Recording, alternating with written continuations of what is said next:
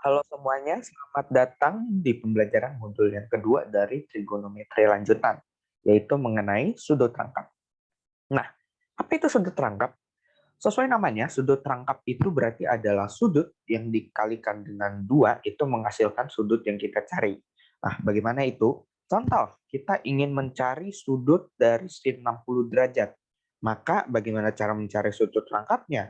Ya, dengan cara sin dikalikan 2A. Atau contoh lainnya, bagaimana kita mencari sin 180 derajat? Alternatif caranya, ya, bisa dengan sin dalam kurung 2 dikalikan 90 derajat. Nah, konsepnya ini mirip dengan penjumlahan dan pengurangan sudut trigonometri.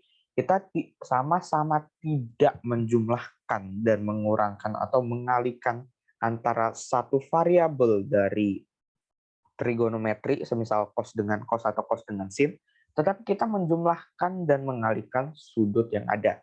30 derajat kalikan 30 derajat, begitu semisalnya, atau 15 derajat dikalikan 2, seperti itu. Nah, lalu apa itu sudut rangkap? Seperti yang sudah saya jelaskan, sudut rangkap itu dapat diartikan sebagai trigonometri dengan tujuan yang sama seperti penjumlahan dan selisih sudut trigonometri, tetapi secara umum juga rumus dan perhitungan ini tuh memiliki proses yang sama. Meskipun satu yang di atas itu perkalian, tet, eh, mohon maaf, penjumlahan dan pengurangan, tetapi di sini perkalian. Nah, secara singkat, ini memiliki rumus yang sama, tetapi kebetulan A dan B di dalam sudut rangkap ini adalah angka yang sama.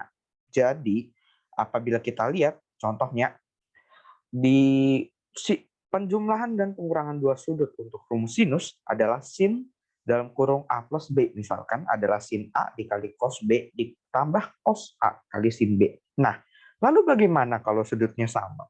Semisal kita mencari sin 70 derajat, maka kan kita harus mencari sin dalam kurung 35 derajat sampai 35 derajat. Itu salah satu caranya meskipun itu tidak bisa dicari. Nah, 35 derajat ditambahkan 35 derajat itu adalah angka yang sama. Nah, maka hasilnya akan menjadi sin A dikali cos A ditambah cos A kali sin A. Nah, itu apabila kita jabarkan kembali rumusnya, karena angkanya sama, cos A ada 2, sin A ada 2, maka kita bisa mengubah jadi 2 sin A dikali cos A, seperti itu. Nah, sudut rangkap ini sebenarnya sama persis dengan penjumlahan dan pengurangan, dan bahkan kalaupun kita menggunakan rumus pengurangan dan penjumlahan sudut trigonometri, kita akan mendapatkan hasil yang sama. Namun rumus-rumus di bawah ini adalah rumus yang setelah dijabarkan dan disamakan setelah dikerjakan antara A dan B diganti dengan A saja, karena A-nya sama. Oke, demikian penjelasan dari saya mengenai topik ini. Semoga dapat dipahami. Terima kasih.